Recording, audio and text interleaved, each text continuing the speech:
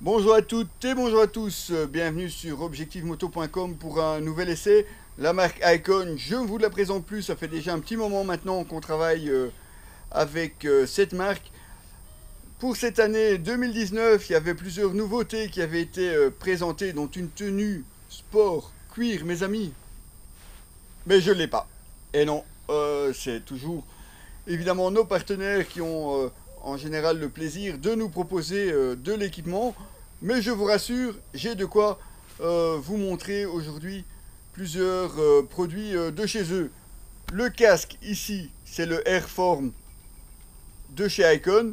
Le tout nouveau casque entrée de gamme chez eux, je vais vous en parler juste après. Je commence par cette veste Automag 2. Je dois vous avouer qu'au départ, je ne savais pas du tout de quoi il s'agissait.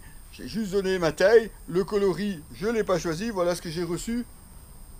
Une veste donc, comme vous pouvez le voir, entièrement en textile, avec toutefois deux textiles. Vous en avez un sur les parties intérieures, mais sur les parties externes qui risquent de prendre cher en cas de glissade, vous avez un textile encore plus renforcé. Vous avez évidemment à l'intérieur les protections souples en 3DO.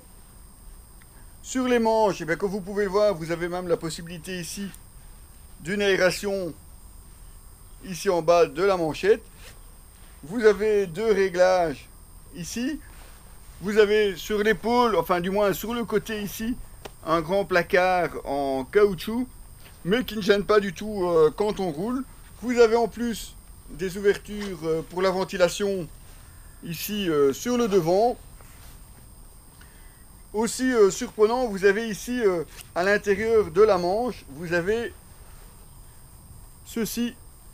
C'est comme un sweat qui vient vraiment contre votre poignet, ce qui va empêcher l'air de rentrer quand il fait mauvais.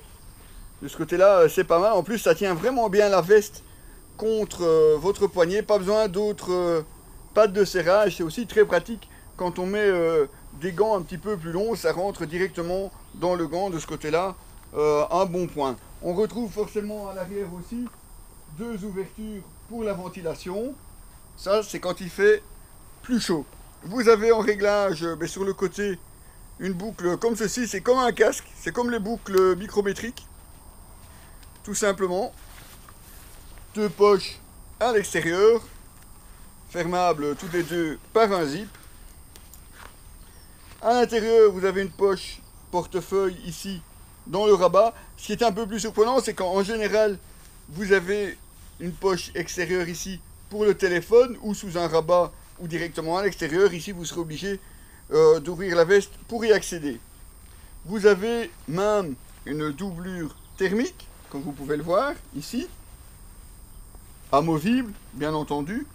Vous avez de part et d'autre deux ouvertures, simplement pour arriver, je vais vous montrer, une doublure thermique complète, donc avec les manches. Dans les ouvertures ici, vous arrivez simplement en dessous dans une poche filet, comme ceci, de chaque côté. Effectivement, ça ne fait pas beaucoup pour arriver à rentrer votre portefeuille, votre smartphone ou d'autres accessoires que vous voudriez avoir avec vous. Mais malgré tout, c'est aussi largement suffisant.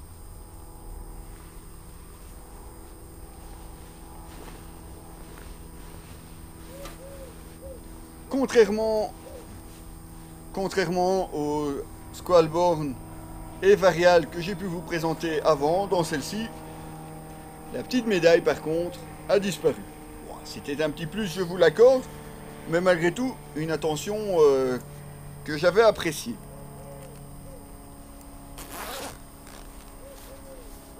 Côté confort, comme vous le voyez, c'est assez surprenant puisque ça taille quand même ici assez grand sur le devant. Non, c'est pas moi, c'est vraiment... Il n'y a rien, hein. Et je rote pas mon ventre, hein, c'est la coupe comme ça. Alors ça peut paraître surprenant, mais quand on s'assied sur une moto, que ce soit ici sur le Scrambler ou un autre modèle, ça tombe vraiment juste. Et puis avec le vent, ça se replace correctement.